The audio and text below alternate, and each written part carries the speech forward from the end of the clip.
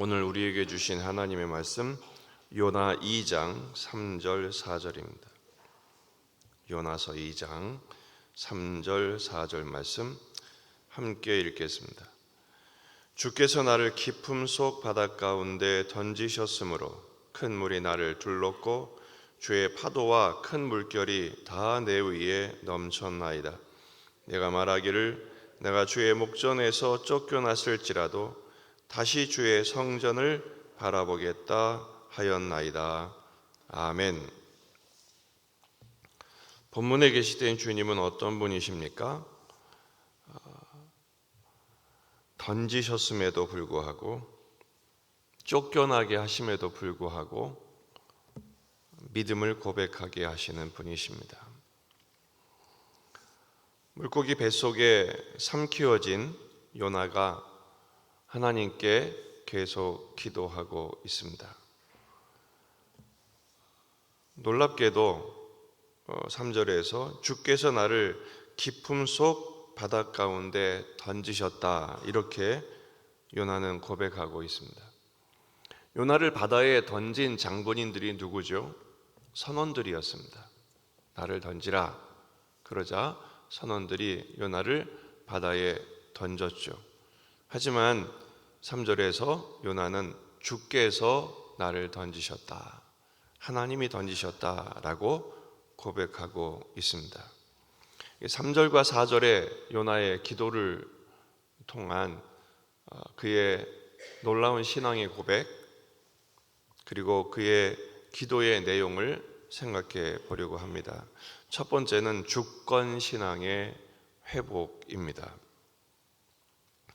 주께서 던지셨다라고 말하죠. 그리고 물고기도 주께서 예비하신 것입니다. 하나님이 풍랑도 바람도 폭풍도 부르셨죠. 하지만 배가 깨질 듯 했지만 배가 깨지진 않았습니다. 또 바다에 던지심으로 요나는 물에 빠져 죽을 상황이었지만 죽지 않았습니다. 왜냐하면 모든 것은 하나님이 하셨기 때문이죠. 이 목적은 배를 깨뜨리거나 요나를 죽이기 위함이 아니라 요나를 깨닫게 하시기 위한 하나님의 섭리였기 때문에 그렇습니다. 바다만 준비하셨나요?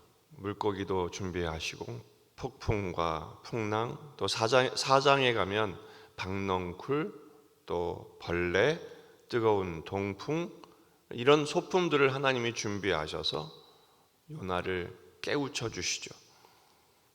그래서 바다에 던져지게 하신 것은 요나를 망하게 하기 위함이 아니라 변화시키고 깨닫게 하시고 그의 입술을 통해서 순종을 고백하게 하시고 하나님의 구원을 기도하게 하시기 위함이었습니다. 두 번째는 성전 신앙의 회복입니다.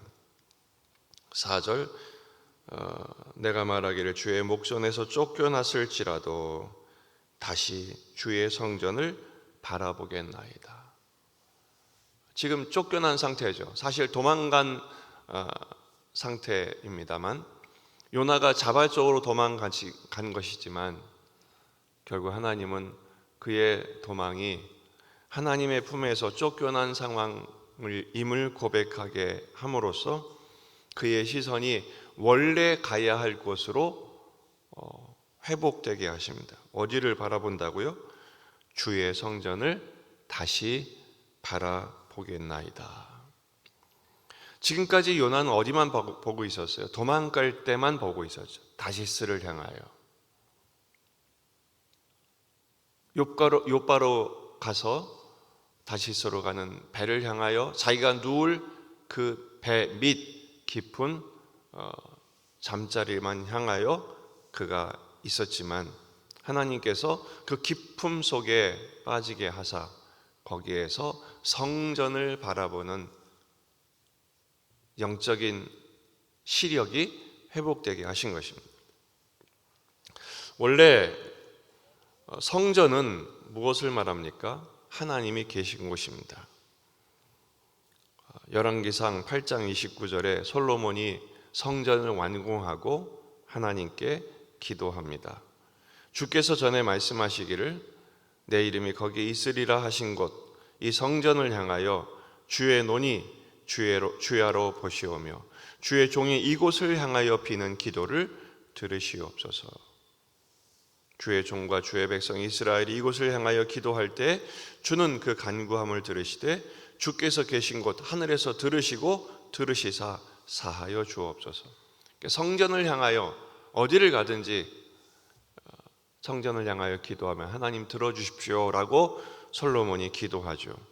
하나님이 응답하십니다. 열왕기상 9장 3절에서 여호와께서 그에게 이르시되 내 기도와 내가 내 앞에서 간구한 바를 내가 들었은즉 나는 내가 건축한 이 성전을 거룩하게 구별하여 내 이름을 영원히 그곳에 두며 내 눈길과 내 마음이 항상 거기에 있겠다. 그래서 유대인들은 성전을 향하여 올라가고 또 먼 곳에 있으면 성전을 향하여 기도했습니다. 다니엘이 그랬죠. 성전을 향하여, 성전이 있는 예루살렘을 향하여 창문을 열어놓고 하루에 3번씩 무릎을 꿇고 기도했습니다. 그래서 지금 요나도 이전에는 전혀 기도도 하지 않았고 성전을 향하지도 않았지만 쫓겨남을 당한 후에 비로소 그가 어디를 바라보아야 할지를 깨닫게 되고 기도하게 된 것입니다. 그렇습니다.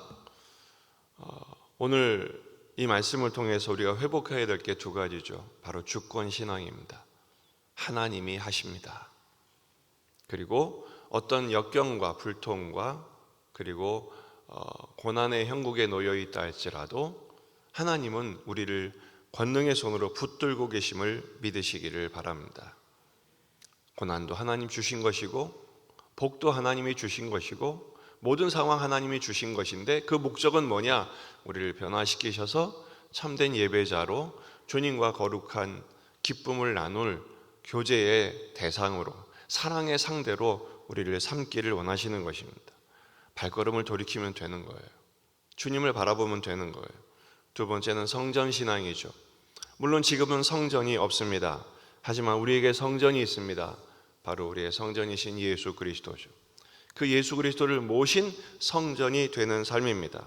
다윗도 내가 산을 향하여 눈을 들리라 나의 도움은 천지를 지으신 여호와에게 있다 라고 고백하죠.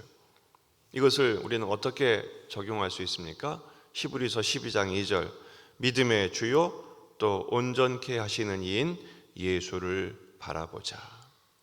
그 주님을 바라보며 기도하는 것입니다. 어떤 형편에 있든지 기대를 잃지 않고 기다리며 기도하는 것입니다. 낙심하지 말고 끝까지 주님을 소망하는 것입니다.